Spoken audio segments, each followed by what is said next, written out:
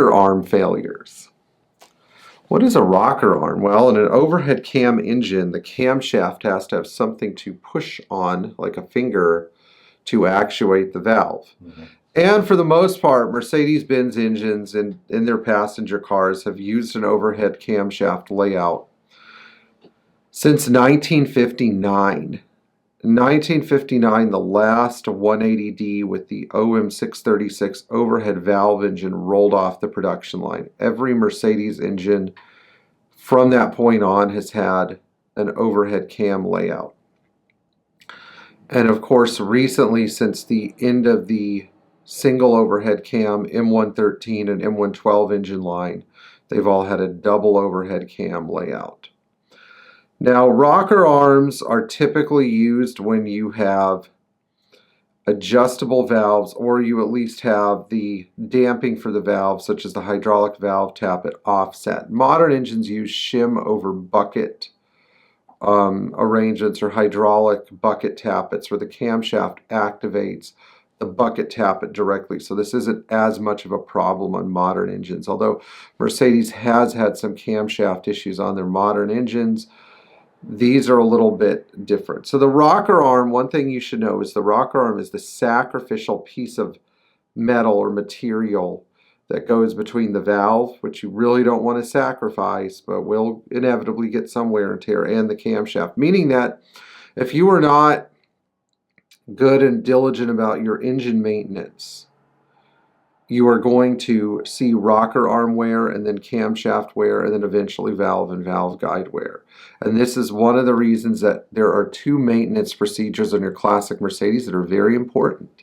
Number one, making sure that your oil has enough zinc in it.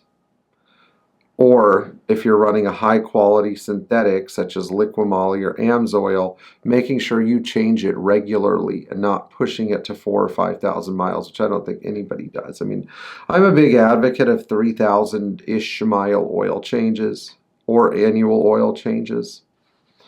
Or if you're not putting any miles in the car, semi-annual oil change. What I'm not a big fan of is just letting the oil go and go and go and get low. You know, you see so many cars that show up here with dirty black low oil. Gas cars too, you know. So some zinc can offset this, and changing your oil regularly is a big part of it too. The second one, if your car requires them, you need to do your valve adjustments. On all of the gas cars, it's 10,000 miles, and all of the diesel cars, it's 15,000 miles. In diesel cars, I try to do it sooner rather than later. On gas cars, it's best to do it every 4 years. If you don't have someone to take it to, learn to do it yourself. I've met all kinds of people that have learned how to adjust their own valves, from public defenders to old men in their 70s who found these cars and rediscovered the joy of working on a car again, to guys who are 17, 18 and bought one as their first car and realize that they're kind of on their own with the valve adjustment. So it's not a bad thing to learn how to do. So let's start with a worn rocker arm. What are the symptoms of a worn rocker arm? Well, the first symptom is going to be a noise. And on most of the gasoline cars, the noise is real obvious because gas Mercedes are supposed to be real quiet. But you're going to hear this noise. Tuck, tuck, tuck, tuck, tuck, tuck, tuck, tuck, tuck, tuck, tuck, tuck, tuck, tuck, tuck. It's a very deep knocking sound that almost sounds like a bad connecting rod. But in reality, it's not a bad connecting rod. It's just as simple as a worn rocker arm. Now, the noise is going to be most pervasive on bigger engines. So the V8 engines, which have this short stubby rocker, as well as the M110 engines, which use the same rocker, or these rockers which are used on M130, 127, 129, early M100 engines. These rockers will also make a noise. Now, these rockers were used with both mechanically adjustable valves and hydraulic valves. These were only used with mechanically adjustable valves.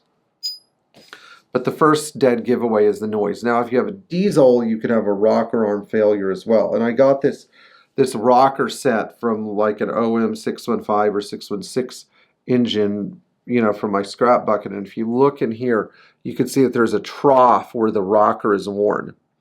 And that kind of wear is not unique to diesels. I have to emphasize this. It is not unique to diesel engines. You can see the dish. It will happen on these, and it'll happen on these. But what you will start to see before this kind of failure is you'll start to see pitting in the chrome cap. Now this kind of pitting is not, it's not typical of a, you know, of a healthy engine.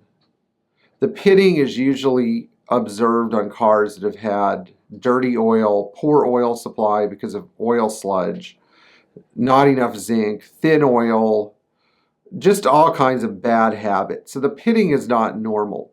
I've seen some engines that have had very rough lives not need rockers. I've seen some engines that perplexed me in the fact they seem to be very clean and well maintained and needed rockers. So, you know, a lot of it boils down to the,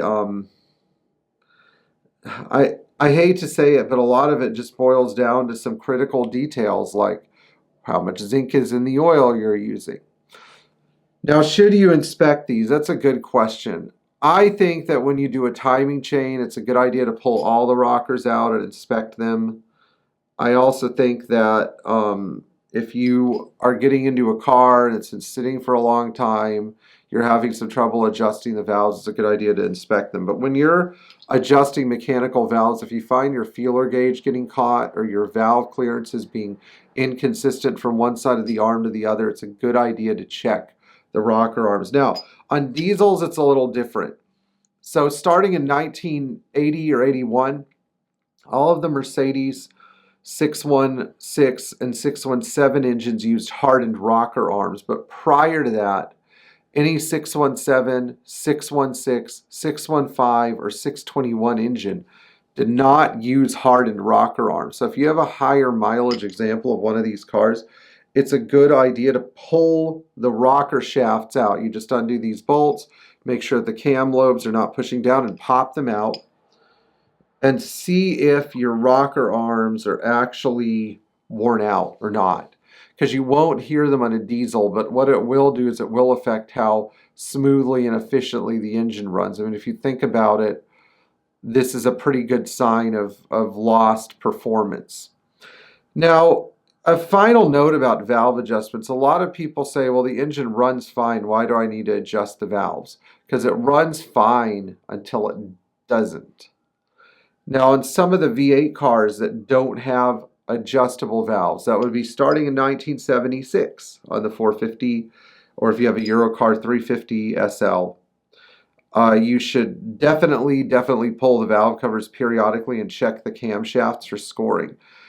Any little indication of scoring on a cam lobe, like little lines or scratches in the cam, means that you need to compress the valve spring with the piston down and pull the rocker out and check it, because if you don't do that, you're going to miss some important details, such as a worn rocker arm. These can dump metals in your engine, cause your valve to be stressed left and right, causing a excessive valve guide wear or failure. So I hope you guys found this information helpful. I mean, if you didn't, then just keep doing what you're doing and blow your car up. But everybody who has a classic Mercedes, even the M103 engine has those. You need to know how your rockers are. Anyway, we'll talk to you in the future, and try to change your oil regularly with high quality oil. Thank you.